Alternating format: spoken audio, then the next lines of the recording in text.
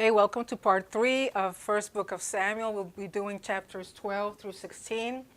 And as you recall, last week we were talking about Saul being the first king of Israel, chosen by the people, of which Samuel was opposed to it because Adonai, Yahweh, is the king. So in chapter 12 we have the following. It's because of a change of administration. This is what Samuel is saying. Then Samuel said to all Israel, "Behold, I have listened to your voice in all that you said to me, and I have appointed a king over you." Now remember, who really does the appointing is the Lord, but in the physical, doing the anointing, the oil, and the coronation basically is through the prophet Samuel. Okay, but it was approved by the Lord, because without the approval of the Lord, you can't choose anybody as king. And he says, "Now here is the king walking before you, but I am old and gray, and behold, my sons are with you." And remember that the sons of Samuel were also very wicked. "And I have walked before you from my youth even to this day. Here I am, bear witness against me before the Lord and his anointed. Whose ox have I taken, or whose donkey have I taken, or whom have I defrauded? Whom have I oppressed, or from whose hand have I taken a bribe to blind my eyes with it? I will restore it to you." They said, "You have not defrauded us, or oppressed us, or taken anything from any man's hand." He said to them, "The Lord is witness against you, and his anointed is witness this day, that you have found nothing in my hand." And they said, "He is witness." Therefore, the people are saying that in all the years that Samuel has been a prophet and a judge, remember, because now they're moving to have a king. So no longer is Samuel going to judge over them. He's just going to be a prophet and a priest. And I think you had a question about Samuel being a priest. He was in the function of a priest even though he was not a Levite. The Lord accepted him as a priest. And it says, verse 6, "Then Samuel said to the people, 'It is the Lord who appointed Moses.'" So he goes into a summary of all the things that the Lord has done for the people. "It is the Lord who appointed Moses and Aaron, and who brought your fathers up from the land of Egypt." Remember, that is a concept that is important, that the Lord continues to repeat over and over and over. So leaving Egypt, the Exodus, what the Lord did with them is an amazing thing. That's why the Lord always continues to repeat it. I remember that was the first Exodus, and the second Exodus comes through Messiah Yeshua. Verse 7, "So now take your stand, that I may plead with you before the Lord concerning all the righteous acts of the Lord, which he did for you and your fathers. When Jacob went into Egypt and your fathers cried out to the Lord, then the Lord sent Moses and Aaron, who brought your fathers out of Egypt, and settled them in this place. But they forgot the Lord their God, so he sold them into the hand of Sisera, captain of the army of Hazor, and into the hand of the Philistines, and into the hand of the king of Moab, and they fought against them. They cried out to the Lord and said, 'We have sinned because we have forsaken the Lord, and have served the Baals and the Ashtaroth. But now deliver us from the hands of our enemies, and we will serve you.' Then the Lord sent Jerubbaal and Bedan and Jephthah and Samuel, and delivered you from the hands of your enemies all around, so that you lived in security." In other words, he's giving a summary of all the righteousness that the Lord has done for them as a king over them, as the Lord, as their Redeemer, as their Savior. And every time they forgot about the Lord would chastise them through enemies, through other nations. And every time they cried out after being oppressed for so much, the Lord had mercy upon them. And this time, he started sending them judges, of which Samuel was one of them. Verse 12, "When you saw that Nahash, the king of the sons of Ammon, came against you, you said to me, 'No, but a king shall reign over us, although the Lord your God was your king.' Now therefore here is the king whom you have chosen, whom you have asked for, and behold, the Lord has set a king over you.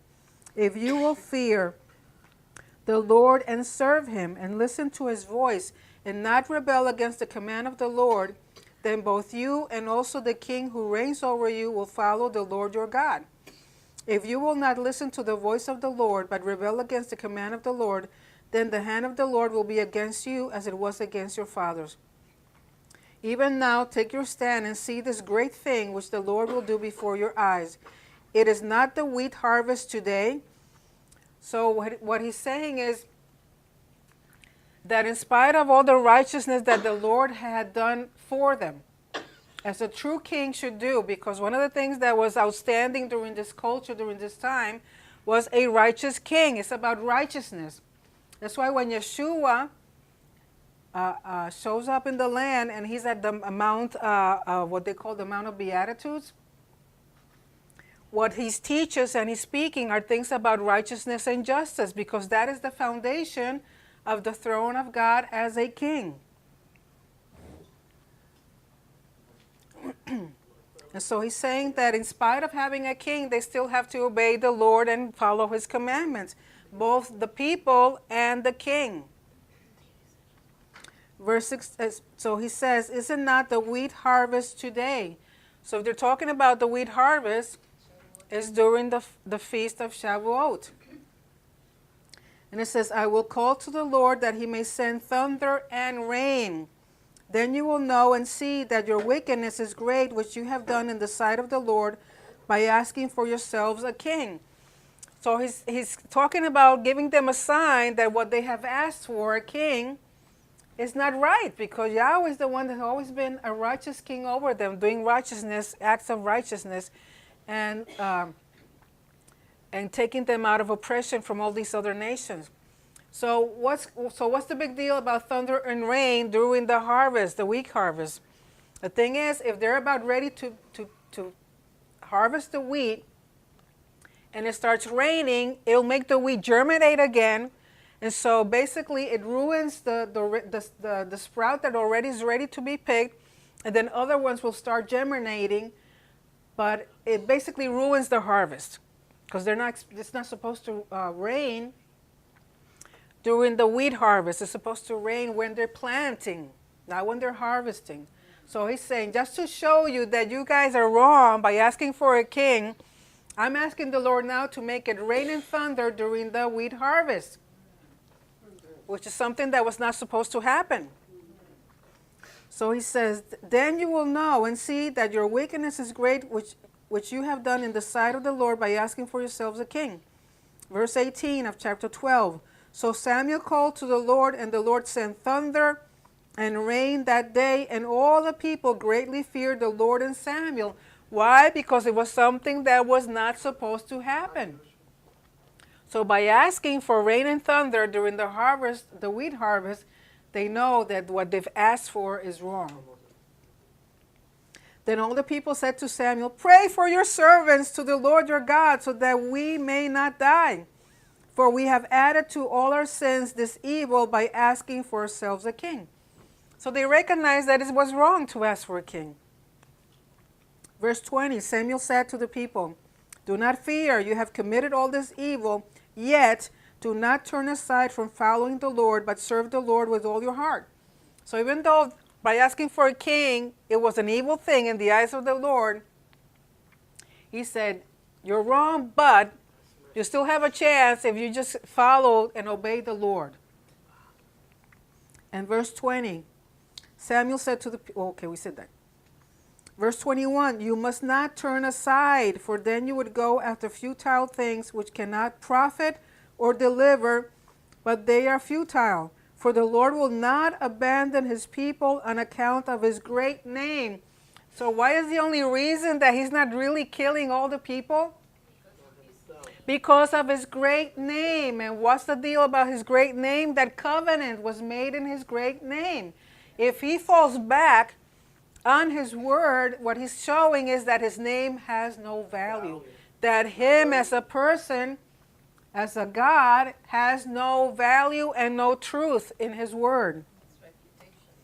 So he says, verse 22, for the Lord will not abandon his people on account of his great name, because the Lord has been pleased to make you a people for himself.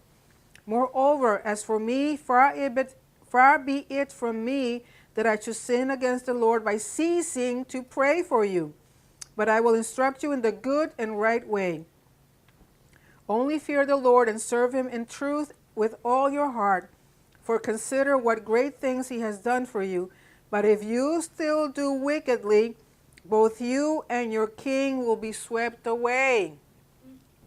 Okay, you got your king, but that doesn't mean you stop obeying and doing what I have commanded you. So if you guys continue with my instructions, it will be okay. Now chapter 13. I don't know if your Bibles have this or not, but in my Bible, it's in italics, the number 30 and the number 40. And this is I'm going to read it, then I'm going to tell you why. Saul was 30 years old when he began to reign, and he reigned 42 years over Israel. That has been added because in the Hebrew, it says, in chapter 13, verse 1, it says, Saul was 1 year old when he began to reign, and he reigned 2 years over Israel.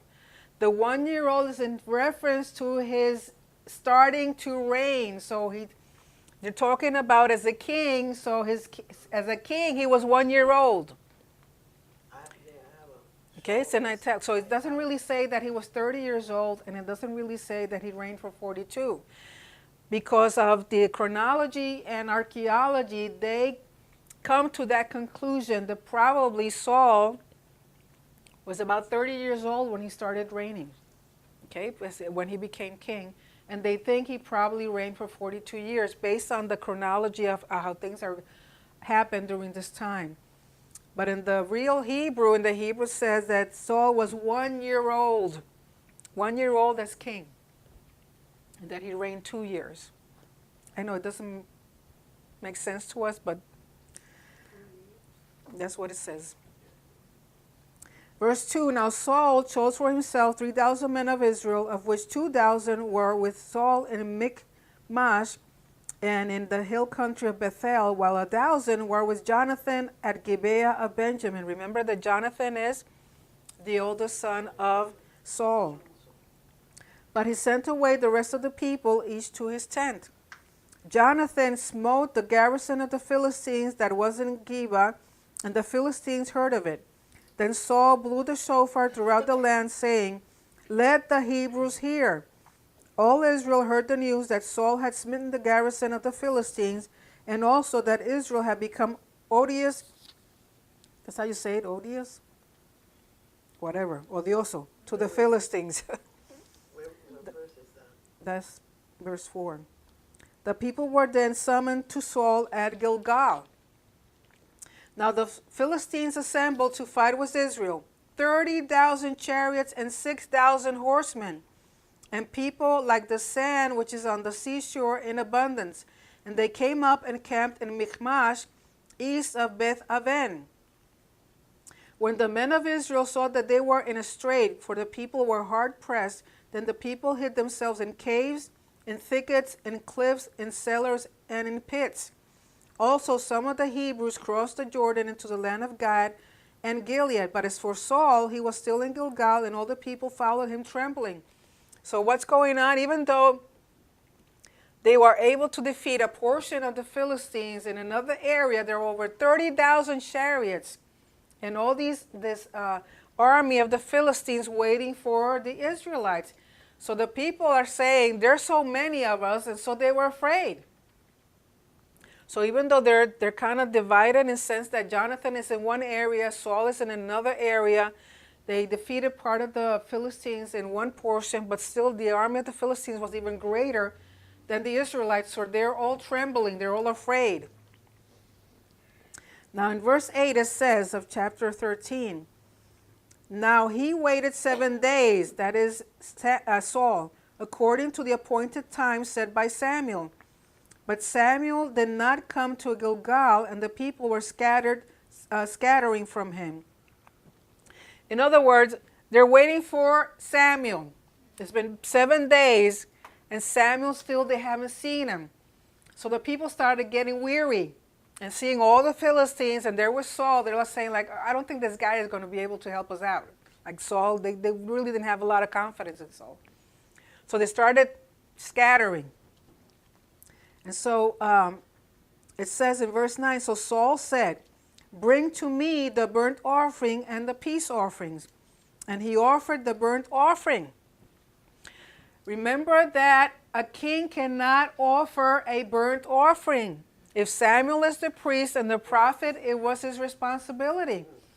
Why? Because he's going beyond the restrictions, what's called kedusha, the restrictions of holiness. So he was doing something that he was not supposed to do. So when you do something that you're not supposed to do, in the protocol of Yahweh, you are wrong. And you're going to pay for that. So verse 10. As soon as he finished offering the burnt offering, behold, Samuel came. And Saul went out to meet him and to greet him. But Samuel said, what have you done? And Saul said, because I saw that the people were scattering from me, and that you did not come within the appointed days, and that the Philistines were assembling at Michmash. Therefore I said, now the Philistines will come down against me at Gilgal, and I have not asked the favor of the Lord. So I forced myself and offered the burnt offering. One thing you're going to notice about Saul, every time he does something wrong, he said, oh, the people, because of the people. Oh, I was afraid of the people. Oh, what would the people say? Remember that as a king, he's not supposed to be worried about the opinion of the people. It's the people about what he says.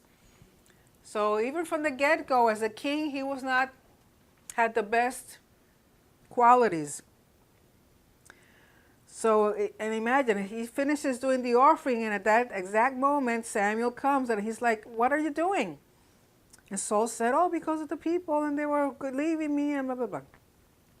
Verse 13, Samuel said to Saul, you have acted foolishly. You have not kept the commandment of the Lord your God, which he commanded you. For now the Lord would have established your kingdom over Israel forever. But now your kingdom shall not endure. The Lord has sought out for himself a man after his own heart. And the Lord has appointed him as a ruler over his people, because you have not kept what the Lord commanded you. I mean, this is huge. By Saul not doing what he was supposed to according to the commandment of the Lord, right there at that moment, Samuel's telling him, you have lost the kingdom. He's going to appoint someone after his own heart. And what does it mean to be after God's own heart? Is that you follow him wholeheartedly, no matter what. Whatever the Lord says, you are loyal, you are obedient. You show your love by being obedient to his commandments. Verse 15. Then Samuel arose and went up from Gilgal to Gibeah of Benjamin. And Saul numbered the people who were present with him, about 600 men. Remember that the Philistines have a huge army, and he has with him only 6,000 men. Now Saul and his son Jonathan and the people who were present with them were staying in Geba of Benjamin, while the Philistines camped at Michmash. And the raiders came from the camp of the Philistines in 3 companies. One company turned to Ophrah, to the land of Shual, and another company turned toward Bet Horon, and another company turned toward the border, which overlooks the valley of Zeboim, toward the wilderness. So the Philistines have made three encampments, okay, 3 areas with soldiers. Verse 19, now no blacksmith could be found in all the land of Israel, for the Philistines said, otherwise the Hebrews will make swords or spears. So all Israel went down to the Philistines, each to sharpen his plowshare, his mattock, his axe, and his hoe. The charge was 2/3 of a shekel for the plowshares, the mattocks, the forks, and the axes, and to fix the hoes. So it came about on the day of battle that neither sword nor spear was found in the hands of any of the people who were with Saul and Jonathan, but they were found with Saul and his son Jonathan. In other words, the only people that had swords was Saul and Jonathan. And the garrison of the Philistines went out to the pass of Michmash. In other words, within Israel, there were no blacksmiths. There were no people that made swords, weapons. So they would have to go to the Philistines, pay them for the tools that they needed for their instead of being reversed, they had to go to the Philistines. And then the Philistines, 2/3 of a shekel is a lot of money. So basically they were being ripped off.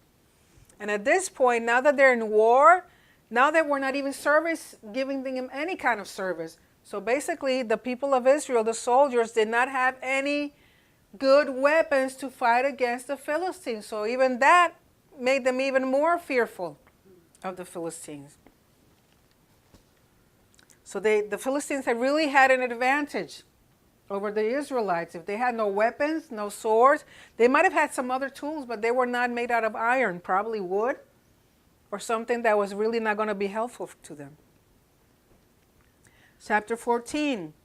Now the day came that Jonathan, the son of Saul, said to the young man who was carrying his armor, "Come and let us cross over to the Philistines' garrison that is on the other side." But he did not tell his father. Saul was staying in the outskirts of Gibeah under the pomegranate tree, which is in Migron. And the people who were with him were about 600 men. And Achiah, the son of Ahitub, Ichabod's brother, the son of Pinchas, the son of Eli, the priest of the Lord at Shiloh, was wearing an ephod. So there's a priest with them. And remember that the priests were always the first ones, and the Levites, to go in front of the army praising Yahweh. And the people did not know that Jonathan had gone. Verse 4 of chapter 14. Between the passes by which Jonathan sought to cross over to the Philistines' garrison, there was a sharp crag on one side and a sharp crag on the other side, and the name of the one was Bozez, and the name of the other Sine. The one crag rose on the north opposite Michmash, and the other on the south opposite Geba. Then Jonathan said to the young man who was carrying his armor, "Come and let us cross over to the garrison of these uncircumcised." Remember that what he's saying is these are people that are not in covenant. "Perhaps the Lord will work for us, for the Lord is not restrained to save by many or by few." What is he saying? He is just Jonathan with his armor bearer. So he's saying, let's go cross over to the garrison of the Philistines and see what happens, because he says, for the Lord, it doesn't matter if there's many people or there's only one person. If the Lord is going to give the victory, he can do it with either. Okay, so it's not about numbers. It's about the Holy Spirit, the Spirit of the Lord with the people doing what the Lord has put in their heart to do. And it says, verse 7, his armor bearer said to him, "Do all that is in your heart. Turn yourself, and here I am with you according to your desire." Then Jonathan said, "Behold, we will cross over to the men and reveal ourselves to them. If they say to us, 'Wait until we come to you,' then we will stand in our place and not go up to them. But if they say, 'Come up to us,' then we will go up, for the Lord has given them into our hands, and this shall be the sign to us."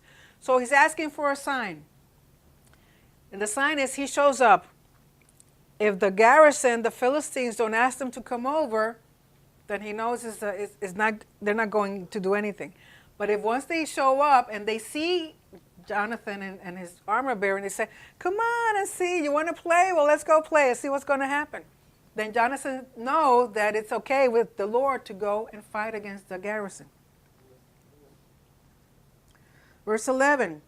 When both of them revealed themselves to the garrison of the Philistines said, "Behold, Hebrews are coming out of the holes where they have hidden themselves," mocking them.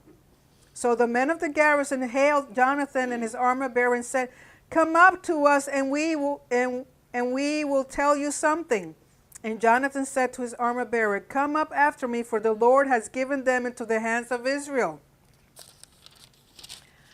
Then Jonathan climbed up on his hands and feet with his armor bearer behind him, and they fell before Jonathan, and his armor bearer put some to death after him.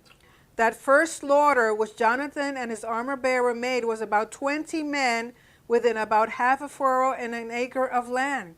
And there was trembling in the camp, in the field, and among all the people. Even the garrison and the raiders trembled, and the earth quaked, so that it became a great trembling. So what's going on? The Lord is helping Jonathan. Jonathan and his armor bearer go against a group of Philistines, and they kill at least 20 people. And then the Lord helps them even more by having an earthquake, and they understand that the God of Jonathan is fighting with him. So everybody now is afraid, and they start scrambling, the enemy. I mean, Jonathan was very courageous to do that. And not only that, the trust and faith that he had in the Lord. That he says, it doesn't matter if we're 20,000 or just you and me. If we're doing it in the name of Yahweh, in the spirit of the Lord of Zebaoth, we can do anything. Which most of us feel that way. Verse 16, now Saul's watchmen in Gibeah of Benjamin looked, and behold, the multitude melted away, and they went here and there. Saul said to the people who were with him, number now and see who has gone from us. And when they had numbered, behold, Jonathan and his armor bearer were not there. Then Saul said to Ahijah, bring the ark of God here, for the ark of God was at that time with the sons of Israel. While Saul talked to the priest, the commotion in the camp of the Philistines continued and increased. So Saul said to the priest, withdraw your hand. Then Saul and all the people who were with him rallied and came to the battle, and behold, every man's sword was against his fellow, and there was very great confusion. So with what Jonathan did, remember that the Lord caused an earthquake. All the soldiers in the Philistines' garrison, they're trembling, they're confused, and what's going on? They're killing each other. And so Saul hears the commotion in the camp of the Philistines, that they're all, going crazy. He says, now this is the time to go and get them. So as they get closer, they see that there's great confusion. Verse 21. Now the Hebrews who were with the Philistines previously, who went up with them all around in the camp, even they also turned to be with the Israelites who were with Saul and Jonathan. When all the men of Israel who had hidden themselves in the hill country of Ephraim heard that the Philistines had fled, even they also pursued them closely in the battle. So the Lord delivered Israel that day, and the battle spread beyond Bet Aven. So because of Jonathan, they have a great victory. And those that were hiding came out of their caves and came out of their hiding and fought with Saul and the rest of the people. Verse 24. Now the men of Israel were hard pressed on that day, for Saul had put the people under oath, saying, cursed be the man who eats food before evening, and until I have avenged myself on my enemies. So none of the people tasted food. All the people of the land entered the forest, and there was honey underground. When the people entered the forest, behold, there was a flow of honey, but no man put his hand to his mouth, for the people feared the oath. So what is going on? Because even though they had a victory, they still were. Remember, there's 3 encampments of the Philistines. Saul still has to defeat more Philistines. And he said everybody has to be fasting, which I think is a little weird. Because, if you're fighting, if you're a soldier and you're going through all this stuff, not eating anything, it's very ridiculous. It was an unwise oath that he said. So he said, if anybody eats, cursed will be that person has to be killed. So everybody, they find themselves in the forest, and there's all this honey everywhere, and they're like afraid to eat because of the curse. Remember that when oaths were made, they were made in the name of Yahweh. And if the king is saying it, remember the king is a representative of the Lord. If he makes that oath, he made that oath. If anybody breaks it, he has to accomplish what he had promised. Verse 27, but Jonathan had not heard when his father put the people under oath. Therefore he put out the end of the staff that was in his hand and dipped it in the honeycomb and put his hand to his mouth, and his eyes brightened. So Jonathan, remember that Jonathan is away from Saul. Saul is in his group, and Jonathan is and Jonathan, of course, he's been fighting. He had a great victory, He's hungry. He tastes the honey because he didn't know about the oath that his father has made, the curse that he has made. And when he says his eyes brighten, in other words, he was revived. It's like when you're really hungry and tired and you take just a little sip of something that it brings you back to life. So that's what was happening with Jonathan. And it says, verse 28, then one of the people said, your father strictly put the people under oath, saying, cursed be the man who eats food today. And the people were weary. Then Jonathan said, my father has troubled the land. Even Jonathan knows that his father, the oath his father made was very foolish. He says, my father has troubled the land. See now how my eyes have brightened because I tasted a little of this honey. How much more if only the people had eaten freely today of the spoil of their enemies which they found. For now the slaughter among the Philistines has not been great.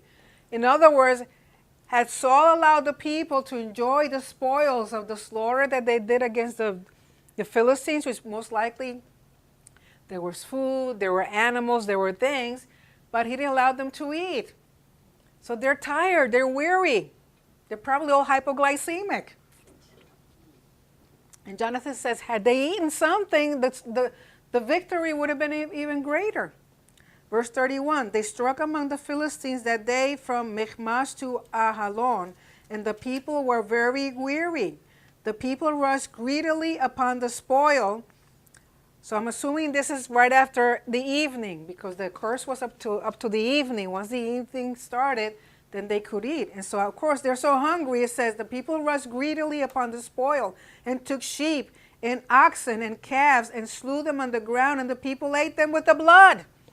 They're so hungry, they're not even waiting to cook it right. They're eating with just the way it is. Blech. Then they told Saul, saying, behold, the people are sinning against the Lord by eating with the blood. And he said, you have acted treacherously. I mean, he caused this, and now he's saying they acted treacherously. Roll a great stone to me today, Saul said.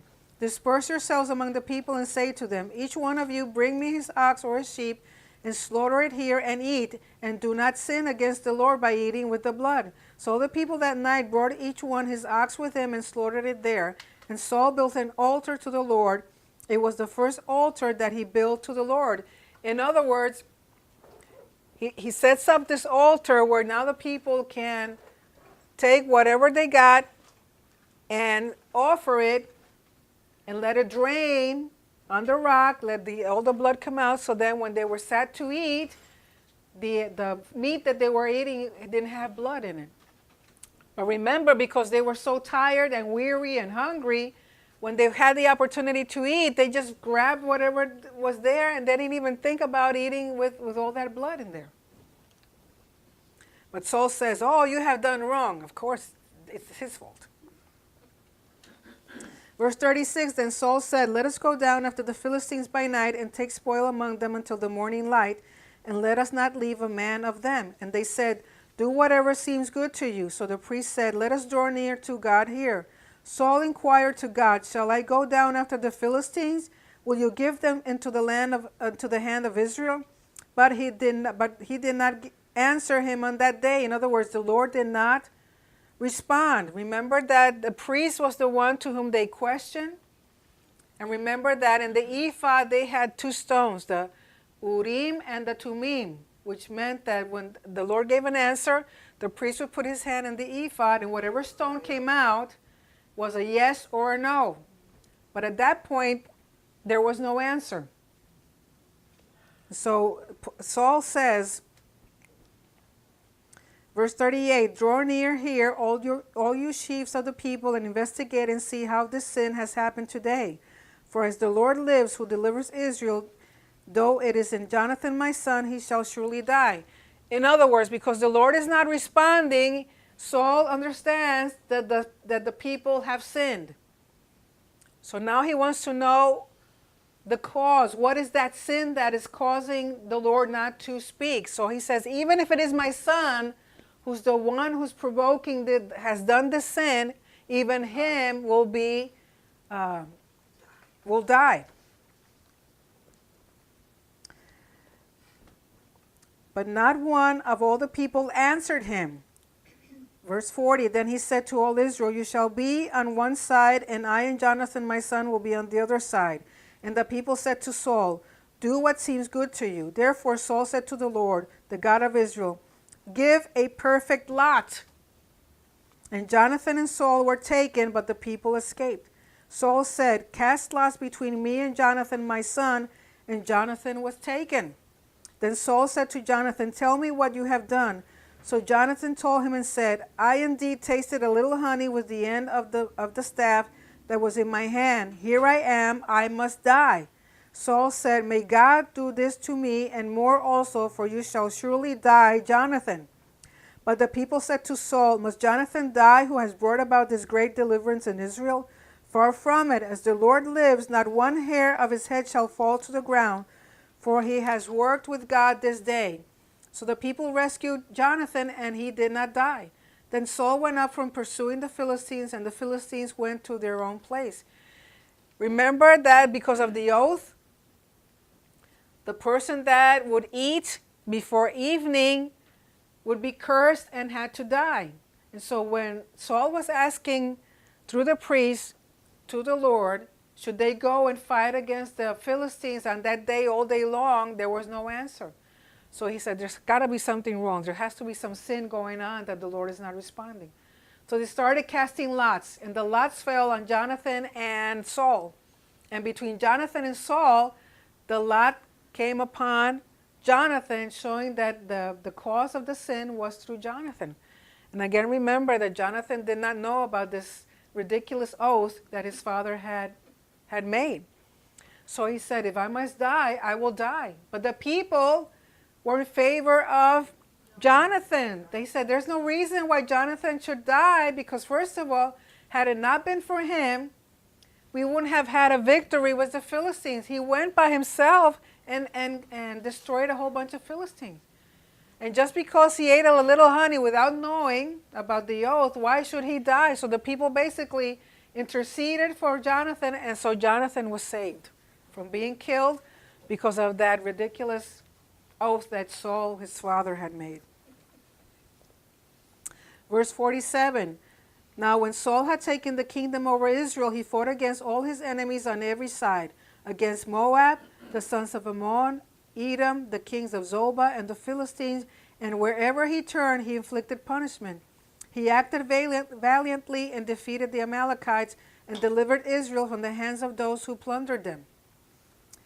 Now remember that some things are not chronological. There he's giving kind of like a summary about what Saul has done, and now he goes into details about what happens with the Amalekites. It says, now the sons of Saul were Jonathan and Ishvi and Malchishua, and the names of his two daughters were these: the name of the firstborn, Merav, and the name of the younger, Michal.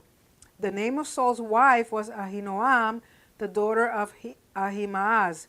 And the name of the captain of his army was Abner, the son of Ner, Saul's uncle. Kish was the father of Saul, and Ner, the father of Abner, was the son of Abiel. Now the war against the Philistines was severe all the days of Saul. And when Saul saw any mighty man or any valiant man, he attached him to his staff. Now chapter 15, now this is the good part.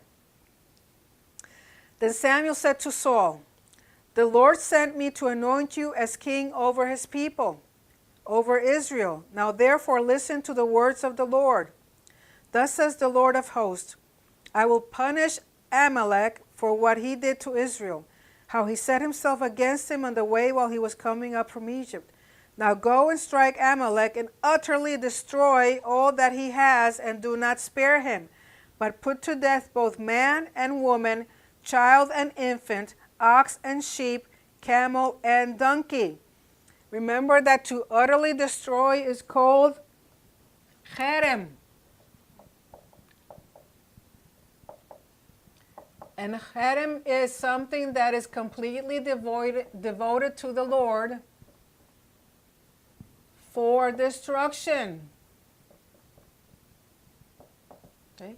It's devoted to him in the sense that if he says that you have to kill everything and not leave nothing alive, whether it's man, woman, children, animals, You have to do it. Why? Because if you go against that, if you go against cherem, that's ma'al. Because it's a direct command of the Lord that whatever, when you go into that land or to that place, you have to destroy everything. And that's called cherem. And cherem is that something is completely devoted, people, animals, the city, whatever, but devoted for complete destruction in the name of Yahweh. Okay, because remember what Amalek did. He's speaking about the Amalekites. And remember that I think we read in the last Torah portion when we're reading about the commandments that he says that every generation will have an Amalek in that generation that has to be destroyed. It's a spirit of destruction that wants to come against Israel. Verse 4 of chapter 15. Then Saul summoned the people and numbered them in Telaim, 200,000 foot soldiers and 10,000 men of Judah. Saul came to the city of Amalek and set an ambush in the valley. Saul said to the Kenites, "Go, depart, go down from among the Amalekites, so that I do not destroy you with them. For you showed kindness to all the sons of Israel when they came up from Egypt." So the Kenites departed from among the Amalekites. So the Kenites were a group of people that lived among the Amalekites, but they did good. When in the Hebrew says chesed, was translated as kindness, but they did mercy and kindness to the people of Israel. So Saul says, "You guys move away from the Amalekites because we're going to destroy them." Yes. Caleb was from the Kenites. So Saul defeated the Amalekites from Havilah as you go to Shur, which is east of Egypt. He captured Agag, the king of the Amalekites, alive, and utterly destroyed all the people with the edge of the sword.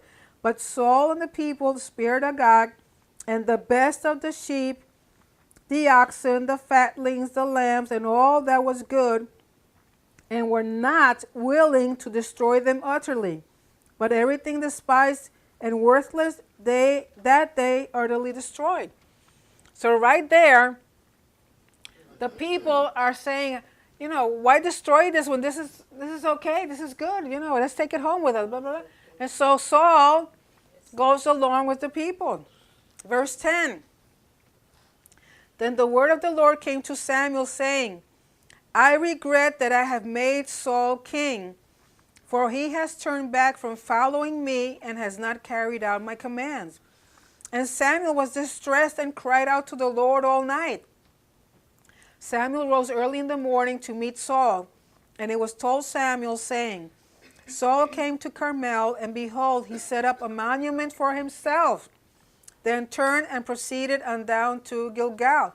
So not only has he taken Agag, the king of the Amalekites, and some of the spoils with him, he also sets up some monument of himself.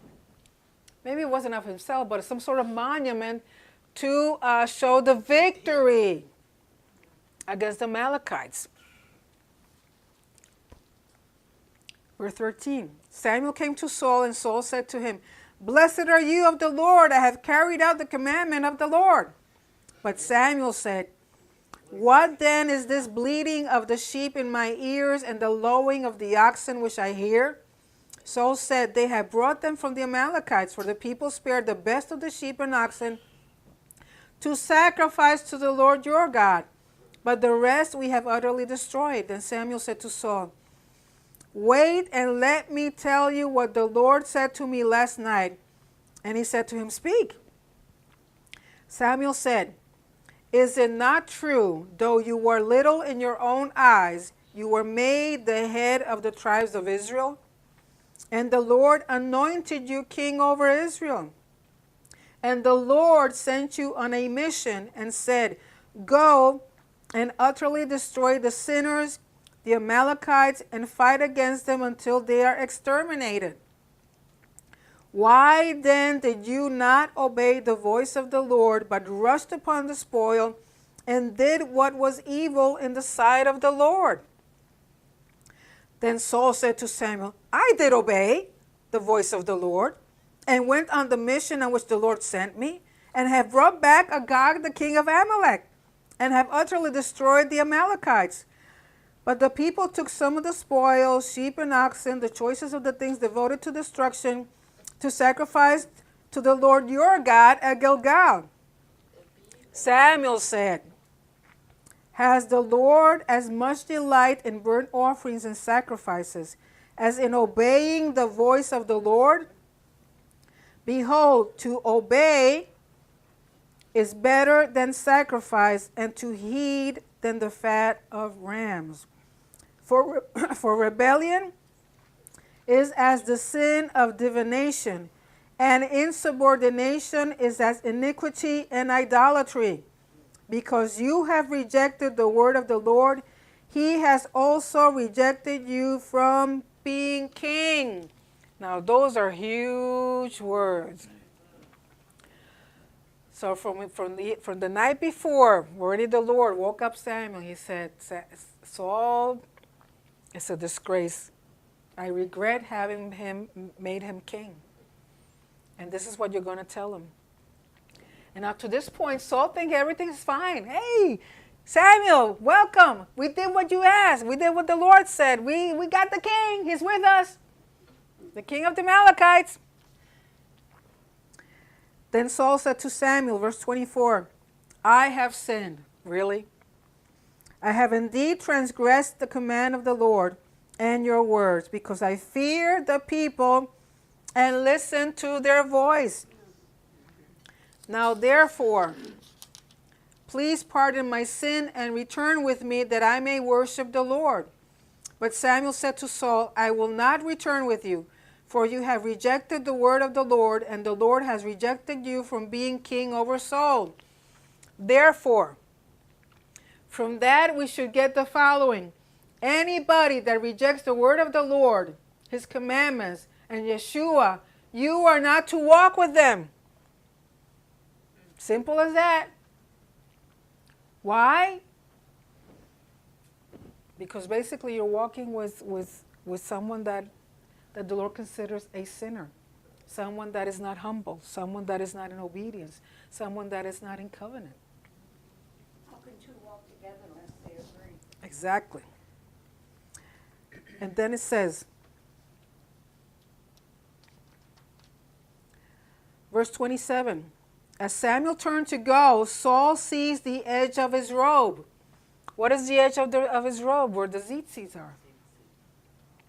Why? Because it was done in that culture that if you were asking for pardon, you would grab the tzitzits or the end of the robe of someone. Okay? It's like, remember the woman with the blood issue for 12 years? She grabbed the tzitziot of the Lord, asking for pardon because maybe she thought it was because of sin or whatever. She was an outcast. So she grabs a tzitzit.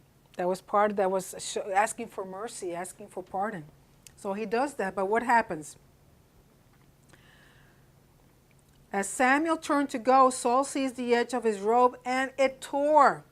Verse 28, so Samuel said to him, the Lord has torn the kingdom of Israel from you today and has given it to your neighbor who is better than you.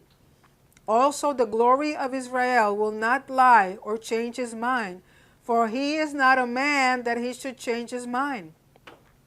Then he said, I have sinned, but please honor me now before the elders of my people and before Israel, and go back with me that I may worship the Lord your God.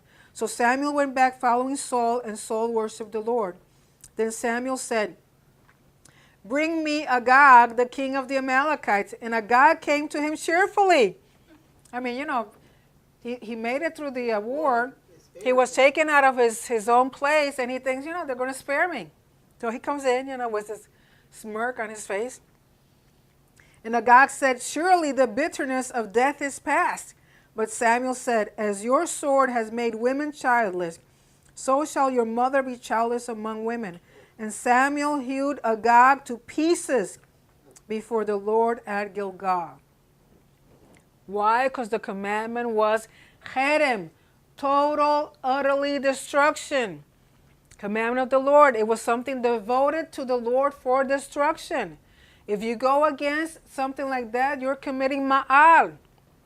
Remember that legally the Lord has the right to go and do anything against you, your family, and everything that you own. Chapter 16.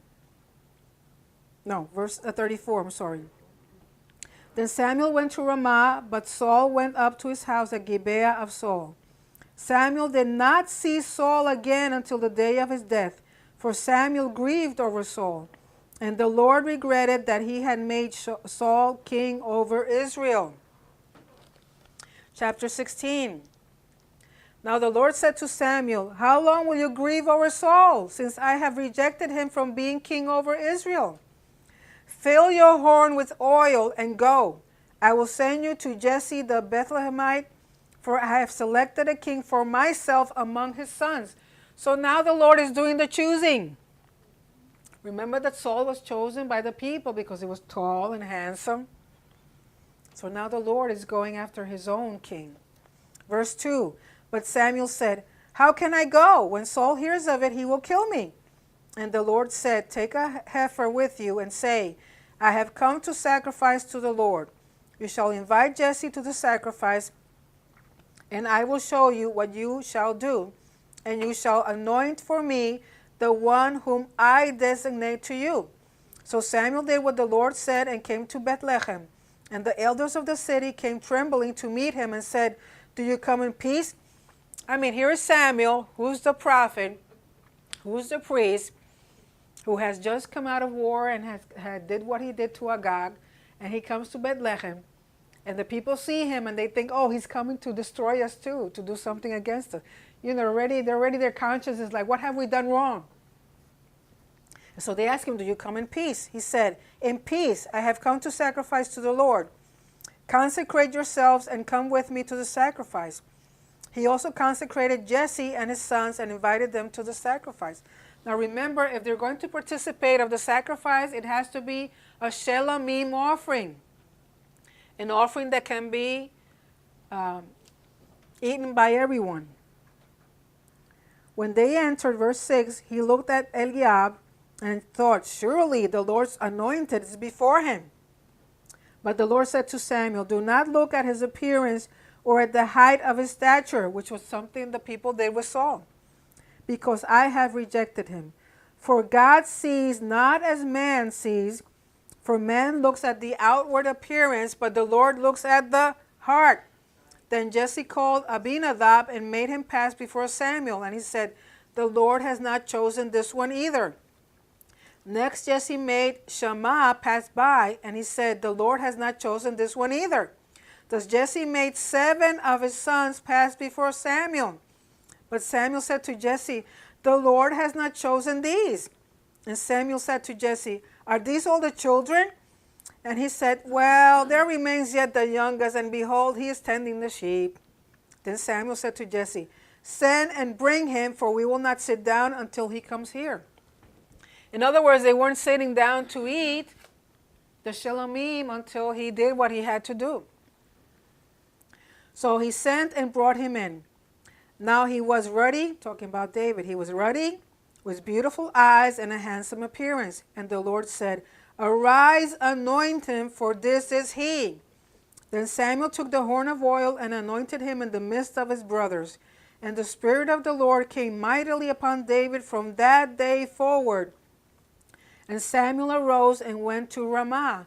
Why did the Spirit come upon him? Because it's a confirmation that he's the one that has been anointed. He's the Mashiach. He's been anointed by the Lord to do his purpose, to do his willing. Verse 14. Now the Spirit of the Lord departed from Saul, and an evil spirit from the Lord terrorized him. Even then they were terrorists. Saul's servants then said to him, behold, now an evil spirit from God is terrorizing you. And the Hebrew is ruach ra'ah. Let our Lord now command your servants who are before you. Let them seek a man who is skillful player on the harp, and it shall come about when the evil spirit from God is on you, that he shall play the harp with his hand, and you will be well. So Saul said to his servants, provide for me now a man who can play well, and bring him to me. Then one of the young men said, behold, I have seen a son of Jesse the Bethlehemite, who is a skillful musician, a mighty man of valor, a warrior, one prudent in speech, and a handsome man, and the Lord is with him. So Saul sent messengers to Jesse and said, send me your son David, who is with the flock. Jesse took a donkey loaded with bread and a jug of wine and a young goat and sent them to Saul by David his son. Why? Because you never come into the presence of the king with your hands empty. Even if the king has already been rejected by the Lord, he still was anointed. He had been chosen. He's still king. So he's sending David with all these gifts. Verse 21, then David came to Saul and attended him. And Saul loved him greatly, and he became his armor bearer. Saul sent to Jesse, saying, let David now stand before me, for he has found favor in my sight. And favor, there is the word chen. Chen, like Noah, chen. So it came about whenever the Spirit from God came to Saul, David would take the harp and play with his hand, and Saul would be refreshed and be well, and the evil spirit would depart from him. So there we have David already in the kingdom with Saul. He's already been anointed. So he's the anointed king, but he's not crowned king yet until Saul finishes his service as king. So now we'll be taking some questions.